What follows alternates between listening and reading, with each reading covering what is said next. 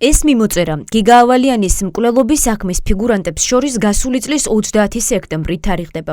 მტკიცებულებებით, რომელიც მრავალტომიანი საქმიდან გასაჯაროვდა დგინდება, რომ ახალგაზრდა მასწავლებელზე ჯგუფურ თავდასხმამდე ერთი დღით ადრე საქმის მთავარი ფიგურანტი ალექსანდრე გაბაშვილი და არინა სყიდაშვილი გიგა ავალიანზე ძალადობას განიხილავენ. Პროსტა რო ვიცოდე ნიაკოს პასუხისგაცემა შეუძლია ვაფშე წყნარად ვიქნებოდი. აი რო ვიცი როგორი კეთილიცაა მაგიტო ნერვიულობ და რო ვიცი ხმას არ გასცემს და მე კიდე შეიძლება მეც არ მითხრას, აი იმენავ ნერვოზდები. ხო იცი როგორიცაა, მაგრამ შენ რა უნდა ქნა მაგის გადმოსახედიდან, მაგას ვერც იფიქრებს რომ ცემ.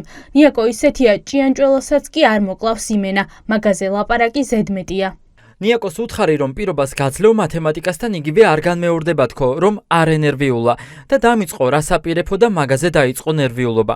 ძლივს დავაჯერე რომ არაფერს არ ვაპირებ, ვითომ პროსტა დაველაპარაკე და всё იმ მათემატიკას. ცემა ტყება არ გაიგოს, დამშორდება ჩემი კარგი. ნიაკო, რომელმაც ალექსანდრე გაბაშვილის თქმით არ უნდა გაიგოს როგორ გაუსწორდებიან ავალიანს, ბრალდებული სტატუსის მქონე 16 წლის გოგო ნია იმნაძეა.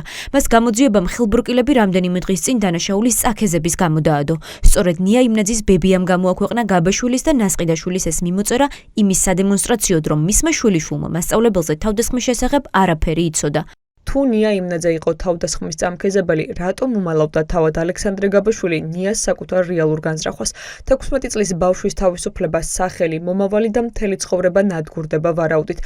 საზოგადოებრივი რისხვა მტკიცებულება არ არის, ტკივილი მტკიცებულება არ არის, ყველაზე ხმამაღლა და ყველაზე ხშირად გამეორებული ბრალდებაც კი მტკიცებულება არ არის. მტკიცებულება არის მტკიცებულება. ჩვენ არ ვითხოვთ არაფერს სამართლის გარდა, მხოლოდ და მხოლოდ სიმართლეს და არაფერს სხვას.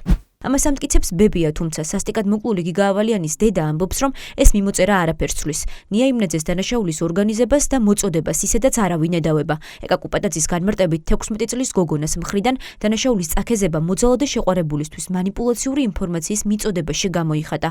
ეკა კუპატაძე ამბობს, რომ ნია იმნაძემ მასწავლებლის მხრიდან სექსუალური შევიწროების შესახებ მოუყვა გაბაშვილს, რომელიც ქვეყნის პედოფილებისგან გათავისუფლების იდეით ხალხზე ძალადობდა.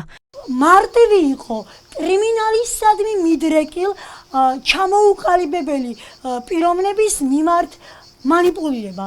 ყველაზე ეფექტური იყო მოძალადისთვის ემოციური აბურთავება. მე ერთ რამეს გეტყვით, გენაცვალეთ. აქ არ არის იმნაძე გაბაშვილს შორის მიმოწერა. ეს დაგვიდო. ედისონიძემ პროკურორმა სასამართლოს შემდეგ თქვა ასეთი რაღაც, რომ ნია იმნაძემ უთხრა იმას, რომ მასწავლებელი ავიწროებდა სექსუალურად და ეს უთხრა ისეთ კრიმინალ შეყვარებულს, რომელიც ებრძვის პედოფილებს. მაგრამ ეს იმას კერიშოზე გიგა მართლა ავიწროებდა.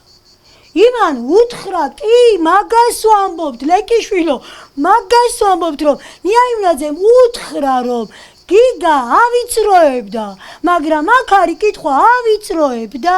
წაქეზების ბრალდებით დაკავებულ ნია იმნაძეს 13 წლიანი პატიმრობა ემუქრება. ის 10 თვიანი გამოძიების შემდეგ დააპატიმრეს. პროკურორის თქმით, მიზეზი ფარული საგამოძიებო მოქმედებების შედეგად მოპოვებული ახალი მტკიცებულებები გახდა. მათ შორის არასრულწლოვანი გოგოს საუბრები ოჯახთან, სადაც გიგა ავალიანზე ალექსანდრე გაბაშვილის მიერ ორგანიზებულ ჯგუფურ თავდასხმას ამართლებდა.